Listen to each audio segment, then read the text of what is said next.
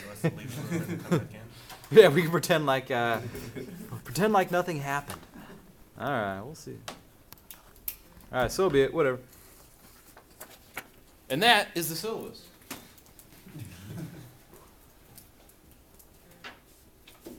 All right, next item. Oh, yeah, let's kind of just look over the schedule a little bit. All right, I've updated my materials a little bit from what I've done in the past. Hopefully that'll make the class be of better value to you and go a little more smoothly. All right, so today we're going to be talking about an overview of analysis and design in the software development lifecycle, or systems development lifecycle, if you will. Next week we will talk about system analysts and modern technologies that we deal with as we put together our systems. Following week we'll be talking about data flow diagrams, and I'll spend a little bit more time getting things launched in terms of the class project. If I go over to, and then before the exam, the last items we'll cover planning and risk analysis, and then also interviewing. The first exam will be on February 17th. Now notice these other columns here. We have items that are due. So next week we have homework 1 due, and then the week after that we have homework 2. Here are the readings that you should have done before any given class, and also what you should do. So that's relatively straightforward. All right, in terms of these review guides, let's see if I've got one posted. All right, if I go out to next week, when you are supposed to bring review guide number 1 filled out, here it is. It looks very much like the syllabus review sheet. So you would, as you read the chapter, answer all of these things about chapter 1, and then we will take a quiz on these things next time. Every time we do a quiz, sometimes these questions are a little bit hard to find. Most of them should be readily apparent, but every once in a while there's a tricky one in there. And so I'll give you a little time at the beginning. So don't kill yourself trying to find answers that maybe aren't there. If you're confused about one of the questions, then we'll take a little time before every quiz to say, hey, did you have a hard time on any of the questions? And then we'll talk about it in class. The main purpose of this is to encourage you to read and to give you multiple opportunities to hear about the particular content that we're discussing that day.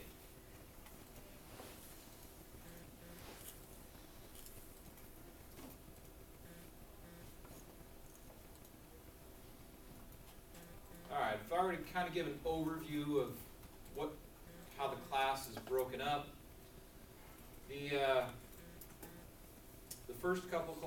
Before the first exam, we're talking about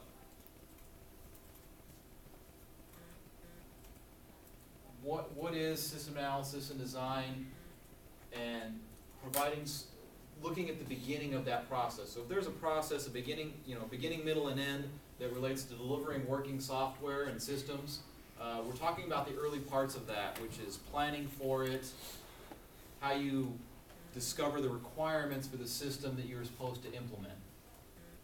So that's the early stuff.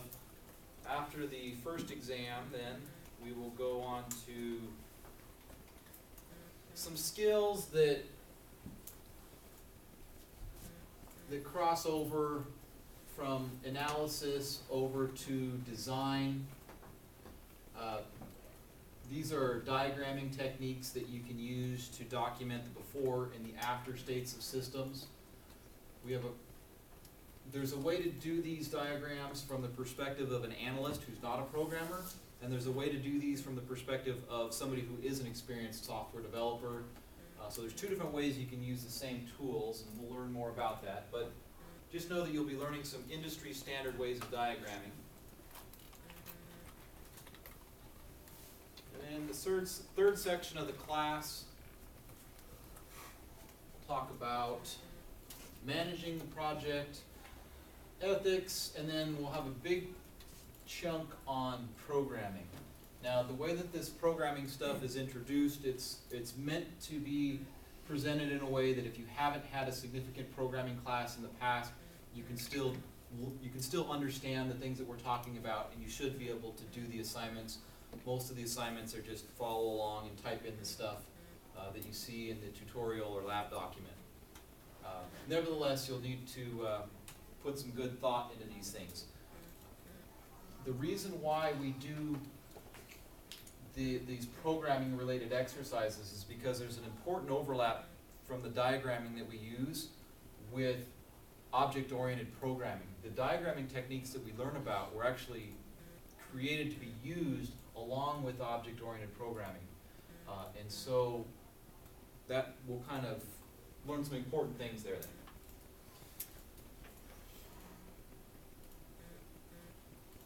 All right, any questions then about the syllabus?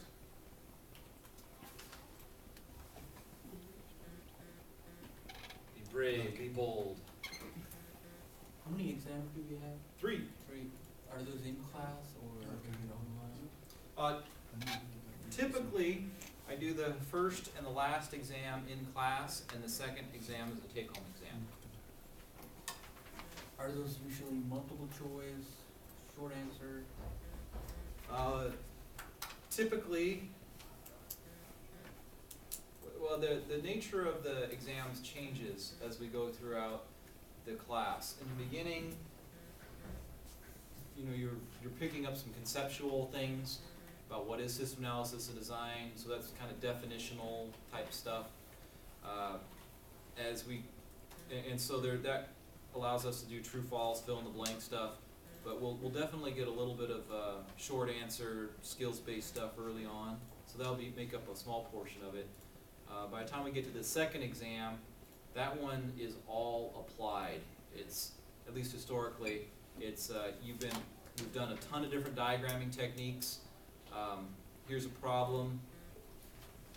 If you want to spend 4 hours, 8 hours, 16 hours applying those things to the particular problem I give you, go for it. And then the last one, because that's in class, it's a combination of, well, it's very heavy in terms of true, false, multiple choice, fill in the blank, with a couple solving type problems based on the diagrams. Other questions?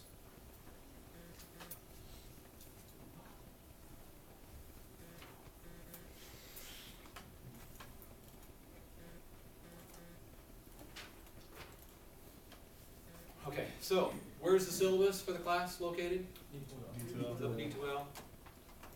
And then with each week, like today, I post content for the slide deck that I'll present in class today. And so next week there will also be a slide deck up here. Right now there's just the study guide questions that are posted. All right, I have a separate section for homework.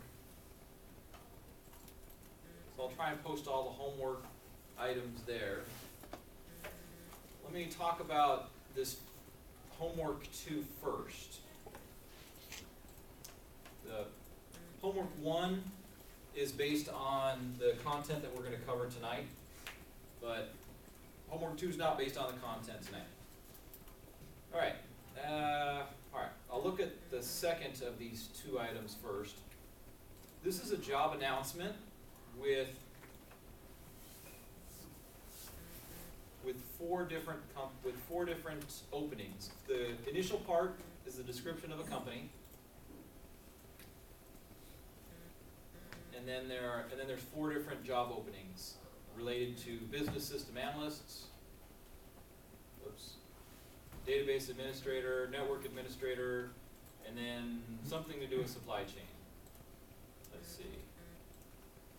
Warehouse associate manager.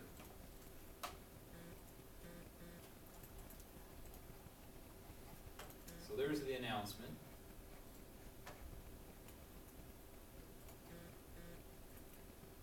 And here are the instructions. The big idea here, I'll give you a little bit of background on it. In our department, we have an advisory board that comes from different firms that are either in operations or in information systems, and so they represent a lot of the major employers in the area, places like, well, I shouldn't say yet, but yeah, I won't say yet. But anyway, some of the major firms in the area. And one of the things that they wanted to do across all of our majors is do an activity where they practiced interviewing people, so that when you guys graduate and go for the top jobs, that you'd be more likely to win those jobs. Now, they don't have time to interview everybody, but what we've put together is an activity where everybody's going to submit a resume and a cover letter. They're going to filter through those, select the best ones. They're going to do an interview with you, perhaps over the phone, perhaps in person. And then they're going to come to class one evening and they're going to talk about what they saw in the resumes that they looked through and talk about general information related to interviewing in person. So, and we may or may not be combined on that particular night with one of the other courses that's an operations class that meets at the same time that's also doing the same assignment. Does that make sense? So these folks, they really want to help you guys. And so to motivate you, I'm giving you a formal assignment that's worth credit to create a cover letter and submit your resume and apply to one of the jobs that is in the other document. So there's your deliverables, a cover letter with mention your availability in 45-minute blocks. So we're just expected it would take 45 minutes. And in this case, I want you to submit it to D2L in the online Dropbox. So normally you're just going to print out a copy of your homework and give it to me. But in this case, I'd like you to give it to me digitally. That way it facilitates me getting it to the other person. So if I go under Assessments, Dropbox, there's a Dropbox there for homework 2. Any questions? Oh, one other thing I wanted to mention about that. I want you to look at it as a competition, that even though I'm not going to dock you points if you're not the one who's selected, I want you to try to be the best in the class and try to win the interview by having the best resume and cover letter. And as part of that, I encourage you to go over to Career Services there and use their services to help you craft your cover letter and your resume. They're there to help you, not only for this assignment, but for real stuff in the future. Any questions about that? When is it due? The 27th. 27th. Yep. I don't know that I'll always do this, but there's a calendar built into D2L. I haven't really ever used it much, but I'm going to try and include on the D2L calendar the things that are due on a given day. The authority for what's due on a given day is in the syllabus. There, at the end, there's a schedule that says what's due, what day. But I will try to add it into the calendar tool here, which I think will show up in your guys' D2L. And that should help you.